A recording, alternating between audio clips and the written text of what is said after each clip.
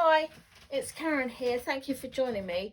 Today we're going to be painting this autumnal watercolour.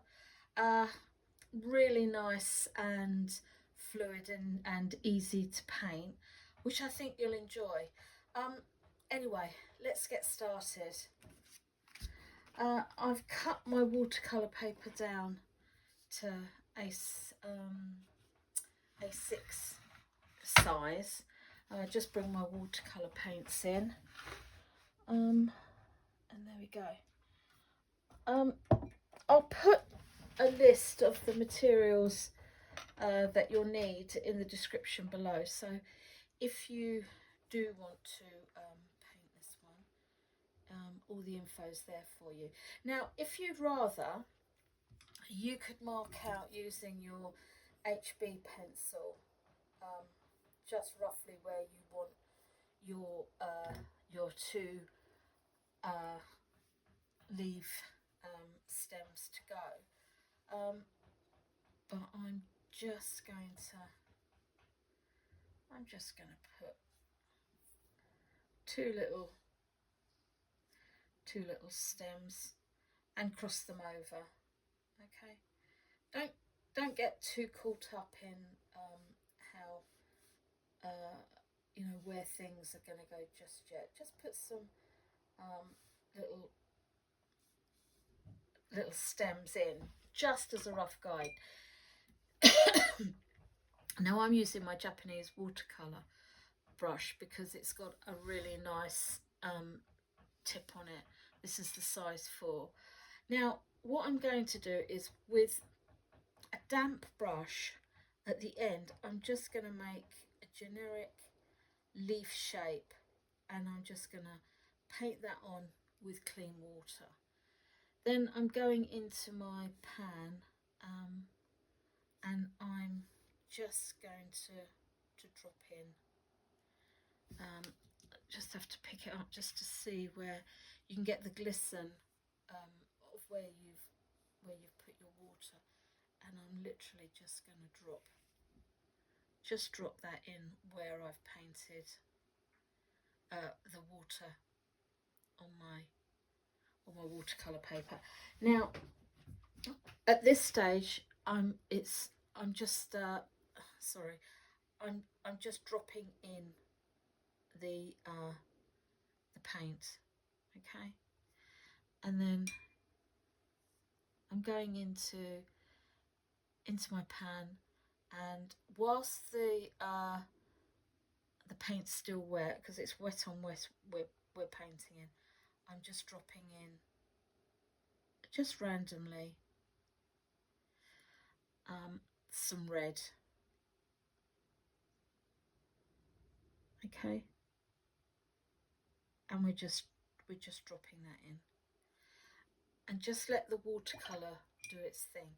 Now again, I'm going to put another water leaf in. Now the more water you put on your paper, the more the more your paint's going to move. So I'm just going to have to pick it up just to see where I've dropped in that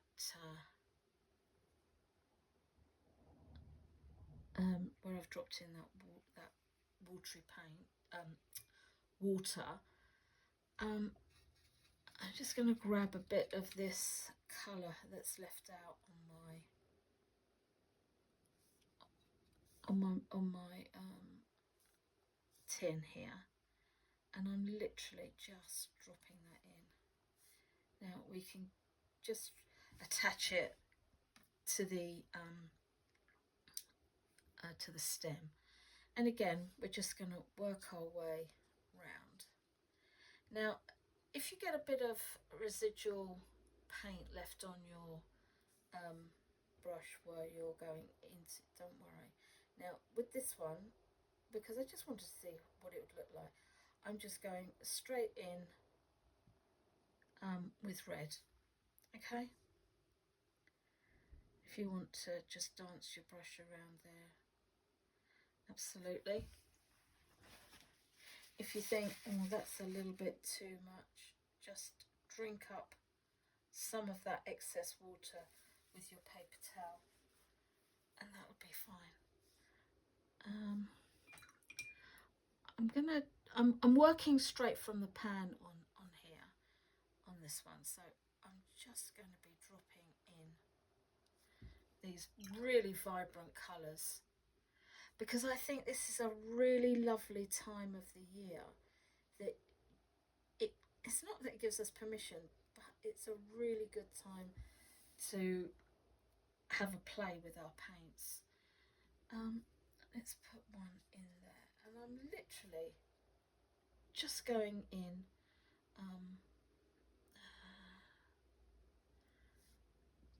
and I'm just dropping that paint in where I've just dropped my water. What about one here? And then you just keep going round. Change up your colour, because I think that will give you a really nice effect. And don't forget, white space is our friend. As you can see, there was a little bit of residual paint on my brush. Not worried about that. That'll give us a nice effect. Okay, and I'm just letting the water react with the watercolour paint.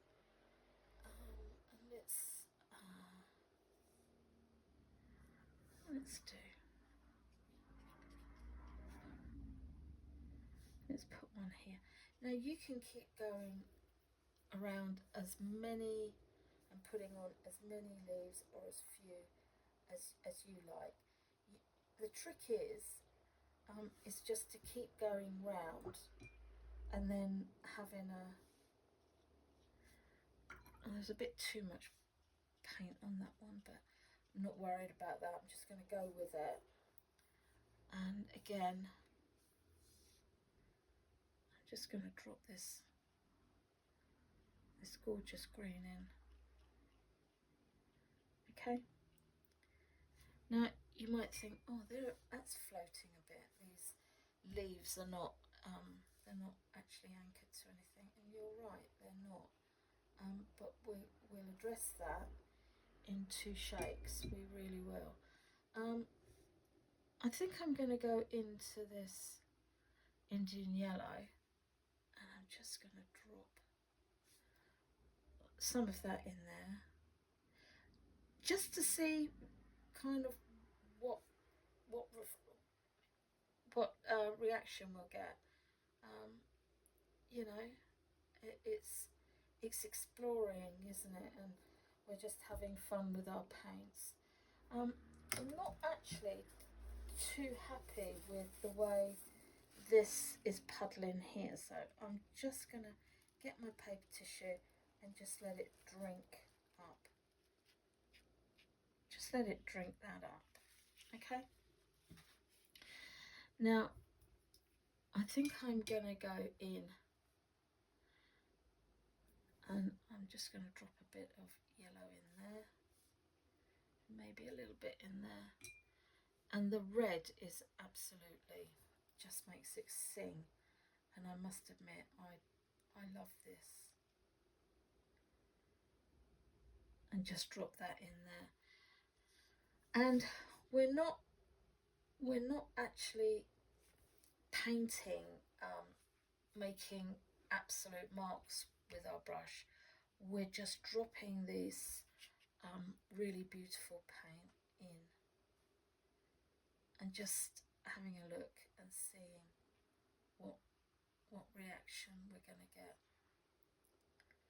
I think the red absolutely does really just give it that beautiful autumnal feel, doesn't it? Now I think I need to give that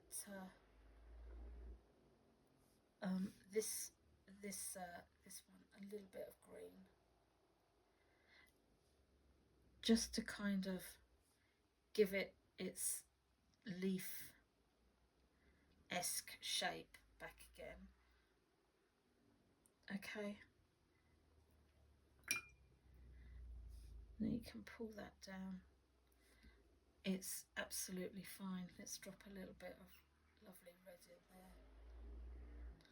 And that just gives us a nice autumny feel. Again, I'm just going to put just a bit of green in there, just to kind of unmuddy it. Really, that's not even a word, is it? Lord. Again, I'm just going to take my paper tissue. I'm just going to let that drink that up, and drop in some more of the lovely red tones. Okay. Now, I know it makes you just want to keep going on and on, but you really do need to let this dry. Okay, so I'm going to set this aside, and then we'll bring this back when it's a little bit had time to dry off a bit. Now, the one that I wanted to just work with is a really lovely, fun, easy little watercolour. Now, again, I'm just dabbing my this is my Princeton size 4 round, and I'm just putting some of these lovely clean water marks, just to give me something to work against. Again, I'm going into Indian yellow, and I'm just dropping that in. Just dropping that in again with the red. Okay, and this one I'm going in with a touch, just a touch of orange, and then with a clean brush I'm just gonna move that out, just move it out ever so slightly, and kind of diffuse it a little bit more. Just going to go back in and just literally pull that paint that I put down, and just pull it out ever so slightly. Okay. Now I'm going back into my red, because I just want to give it some of that really lovely pop in there. Not everywhere, just a little pop. And then in the middle I'm going into my green. Now I've got some on my tray here, and I just want to make it quite a watery consistency of paint, and I'm just going to drop literally a tapping motion and just move that paint around. Now be careful that you're not gonna, at this stage we don't want our trees colours to touch, because I don't want to make mud. So I'm just gonna it's not so bad with the yellow, because we can move that over, because we'll get quite a nice effect, but I don't really want to encroach too much on that side. Okay, now I am going to go in with a little darker green, just to give me a little bit of a depth in there. Okay, and I'm just moving that over there. onto the red tree, but not so it'll have a massive impact on it.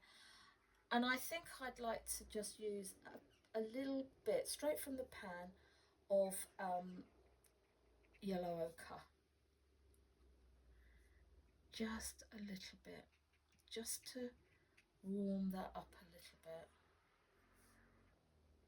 Okay.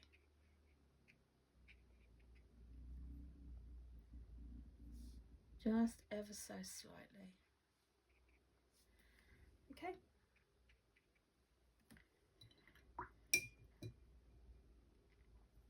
And then I'm going to set this one aside. Well, I tell you what might be quite fun to do is just grab a little bit of yellow ochre. I'm just going to pop that on my tray, maybe with a little bit of orange, just to warm it up a bit. And I'm just going to do a little flick, careful flicks, and then I'm just going to grab them and just almost like little leaves that are fluttering in the air. Okay, so I'm just going to leave that now, set that one aside to dry a little. So,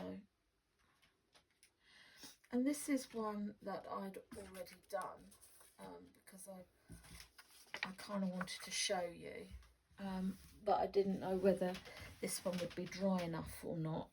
I'm going into this is sepia, but you can use any brown paint that you have. And what I'm going to do is I'm just going to now what I've done is I've just marked in with my pencil, just put in these very fine tree-like, well, they're not tree-like, they're their trunks, just to pull them down. So what I need to do now is just literally nice and free and loose. And I'm taking my hand off of the painting because I don't want a solid straight line, because that's not what I want to go for on this. Okay, I just want to kind of give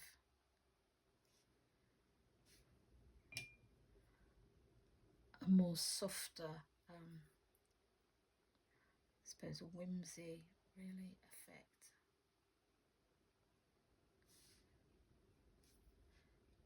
Now really you get the tip of your brush onto your paint, and we want a creamier consistency of paint because I want to put some darker. Now if your paints if you've still got some water on your trunk of your tree, the paint will find that and give you a really nice effect. Okay,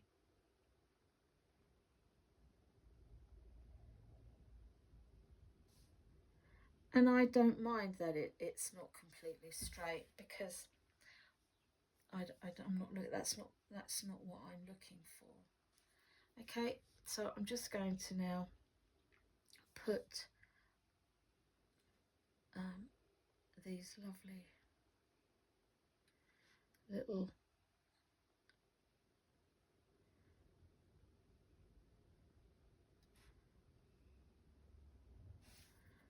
just these simple little,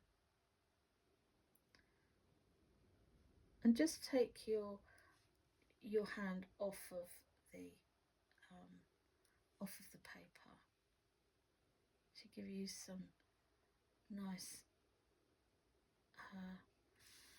some really nice thin little marks for the tree, for the tree stems.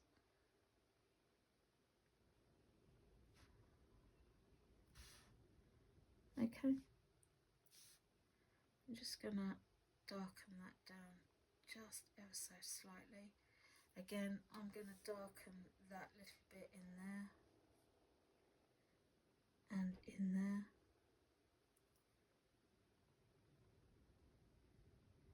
And then just go over with a little bit darker in your on the marks that you've already done. Okay. And then for the bottom, we're going to use a browny kind of, we're just mixing up, just grabbing a bit of that sepia into the green, and I'm just literally with some lovely upward strokes, I'm just putting these little grasses in. Doesn't have to be absolutely perfect, it's just to give us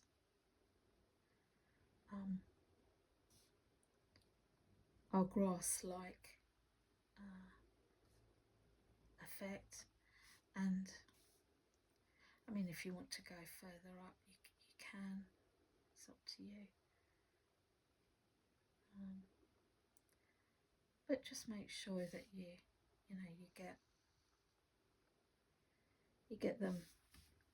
get it grounded. Now, if you want to, I'm not loving the thickness of this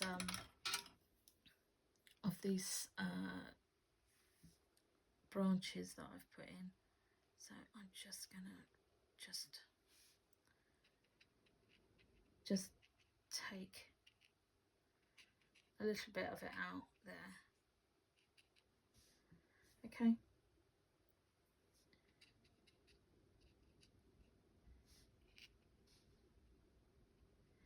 And just maybe liven that little bit up there a little bit.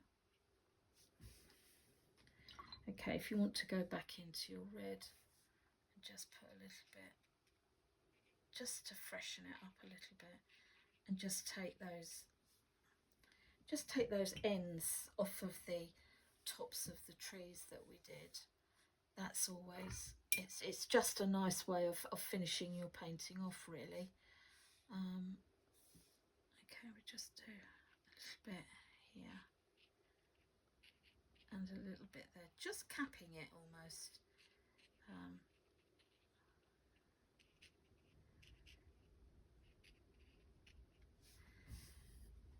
And it's I'm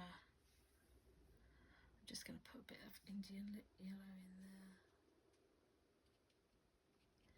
I quite like that little bit touch of green in there as well. Excuse me. So, and that's that really sweet little nod to autumn. Now I'm just going to put that one to one side and bring back our other autumn leaves that we were doing.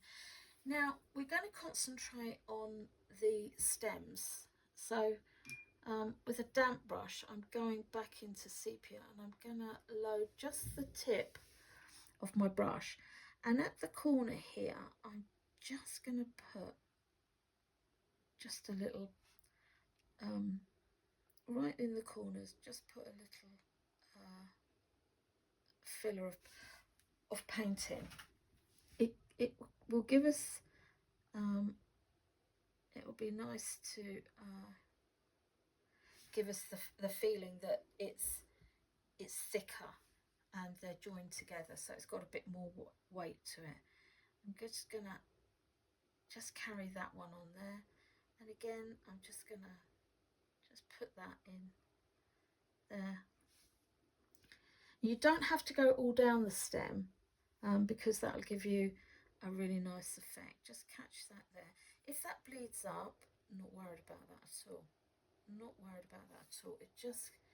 It will just give us a really nice effect. That one can go there. And we're just anchoring that to, let's do this one.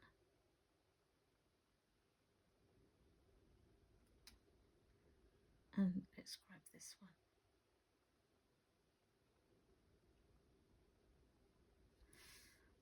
Okay, and then,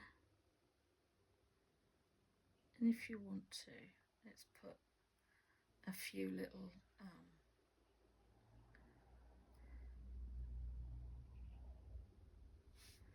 you know, bits of twig. That's quite nice. That softens it up a little bit.